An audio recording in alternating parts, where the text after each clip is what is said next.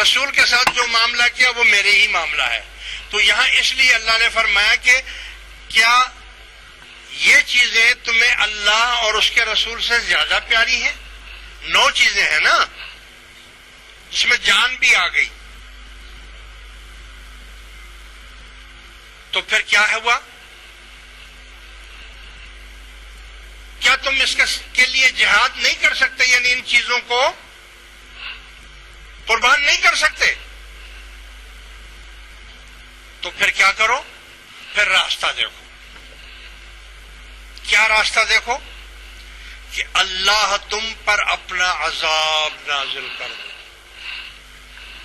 اللہ تم پر اپنا عذاب نازل کر دے. کیوں نازل کر دے؟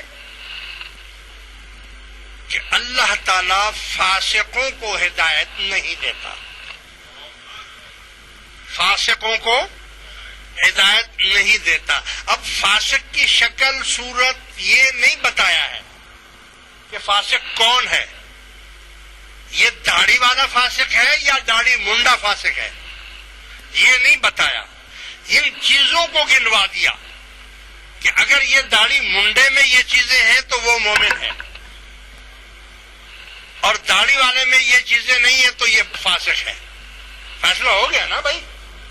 یہ 9 چیزیں جو گنوا دی اللہ تعالیٰ نے کہ جس میں یہ چیزیں موجود ہیں وہ تو مومن ہے، اور جس میں یہ 9 چیزیں موجود نہیں ہیں وہ فاسق ہے. اب یہاں شکل صورت کو نہیں گنا گیا ہے کہ داڑھی والا یا بغیر داڑھی والا. ٹھیک ہے نا بھائی. پھر کیا فرمایا؟ داڑھی والا ہے تب بھی، بغیر داڑھی والا ہے تب بھی. اب انتظار کرو کہ میں تم پر اپنا عذاب نازل کر دوں. اب عذاب کا انتظار کرو. قرآن نے یہ فیصلہ دے دیا. یہ سارا فیصلہ کس کے حق میں ہے؟ رسول کے حق میں. بولو بھائی. ارے بھائی یہ چیزیں تو آپ تب قربان کریں گے جب تمام چیزوں سے زیادہ محبت آپ حضور سے کریں گے، ہے نا؟ یعنی یہ تمام چیزیں قربان کر کے ہی تو آپ حضور سے محبت کریں گے. یعنی ویسے تو آپ مال سے بھی محبت کریں، اولاد سے بھی کریں، ماں باپ سے بھی کریں، سے یہ منع نہیں کیا کہ آپ یہ نہ کریں، آپ کرتے رہیں. لیکن جہاں میرے رسول کی بات آ جائے وہاں پر یہ سب قربان ہے. جان بھی قربان، اولاد بھی قربان، رشتہ داری بھی قربان، خون کے رشتے بھی قربان، ماں باپ بھی قربان.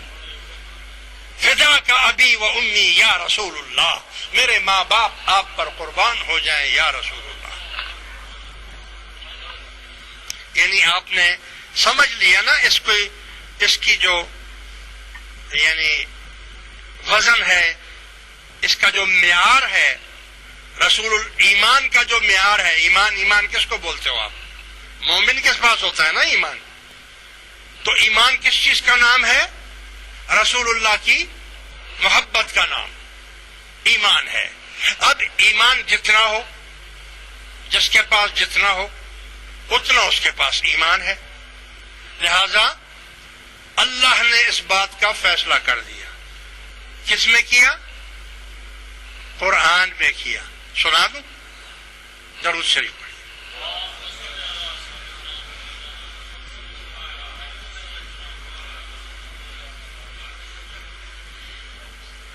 اللہ فرماتا ہے قل ان کان آباؤکم، آپ ان سے کہہ دیجئے کہ تمہارے ماں باپ، وَأَبْنَاؤُكُمْ، اور تمہارے بیٹے بیٹیاں، وَإِخْوَانُكُمْ، اور تمہارے بھائی، وَأَزْوَاجُكُمْ، اور تمہاری بیویاں، وَعَشِيرَتُكُمْ، اور تمہارا کنبہ، وَأَمْوَالٌ اقْتَرَفْتُمُوهَا، اور تمہارے مال، وَتِجَارَةً تَخْشَوْنَ كَسَادَهَا، اور وہ تجارتیں، دکانیں، فیکٹریاں وَمَسَاكِنُ تَرْضَوْنَهَا، اور وہ مکان جس میں تم رہتے ہو.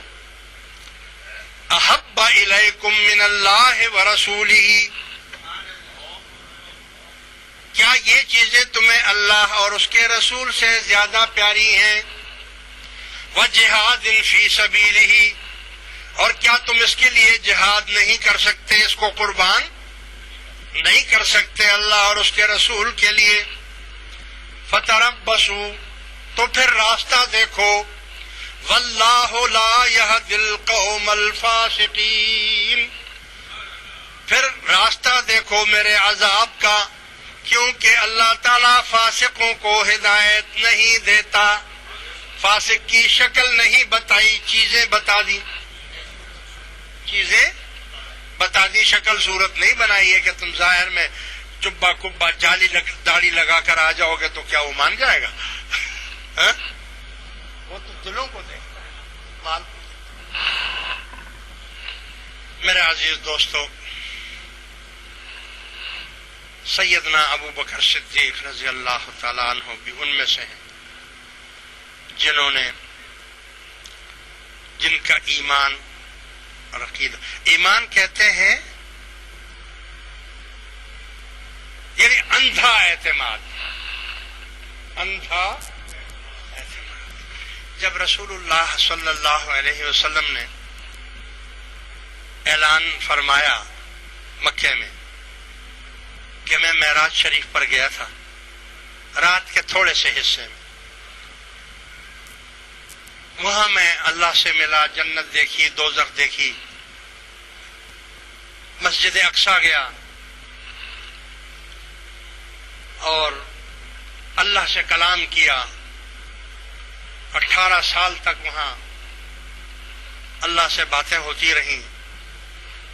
جب میں واپس آیا تو وقت کتنا گزرا تھا کہ جس بستر سے آپ اٹھ کر گئے تھے وہ بستر ابھی گرم تھا. جہاں آپ نے بنایا تھا وہ پانی ابھی چل رہا تھا، کھڑا نہیں ہوا تھا. اور جو دروازہ بند کیا تھا، جو کنڈی ایسے ہلتی ہے، وہ کنڈی ابھی ہلنا بند نہیں ہوئی تھی، وہ ابھی ہل رہی تھی. ایک پل ہو گیا نا دنیا کا، ایک پل میں آپ گئے اور ایک پل میں واپس بھی آ گئے. اس وقت ابو بکر صدیق رضی اللہ تعالیٰ عنہ کے تجارت کے سلسلے میں باہر گئے ہوئے تھے. ابو جہل کو جب یہ پتہ چلا تو راستے میں کھڑا ہو گیا. ابو بکر صدیق جب آئے تو ان سے پوچھا، اے ابو بکر صدیق، آپ قوم کے سردار بھی ہیں، آپ ایک اچھے تاجر بھی ہیں، لوگ آپ سے مشورے بھی پوچھتے ہیں، آپ پورے قوم میں عقل مند سمجھے جاتے ہیں، سمجھدار سمجھے جاتے ہیں. اگر میں آپ سے کوئی مشورہ پوچھوں، بات پوچھوں، تو کیا آپ مجھے جواب دیں گے؟ فرمایا ہاں، کیوں نہیں، پوچھو. ابو جہل نے کہا کہ اگر کوئی شخص یہ دعویٰ کرے کہ میں پل جھپکنے میں، یعنی رات کے تھوڑے سے حصے میں آسمانوں پر گیا اور وہاں 18 سال رہا، اور جب واپس آیا تو بستر بھی گرم اور یہ بھی وہ بھی سب ہو رہا تھا، دنیا میں ابھی وہی ٹائم تھا، کیا ایسا ہو سکتا ہے؟ ابو بکر صدیق نے کہا نہیں، ایسا تو ممکن نہیں. ابھی ان کو معلوم نہیں تھا، باہر سے آئے نا، کہ ایسا تو نہیں ہو سکتا، ایسے کیسے ہو سکتا ہے؟ جب ابو جہل نے دیکھا کہ میں نے ان کو اچھی طرح پکا کر لیا تو کہنے لگا، معلوم ہے یہ دعویٰ کس نے کیا ہے؟ کس نے کیا؟ وہ آپ کا یار نہیں ہے، دوست محمد صلی اللہ علیہ وسلم.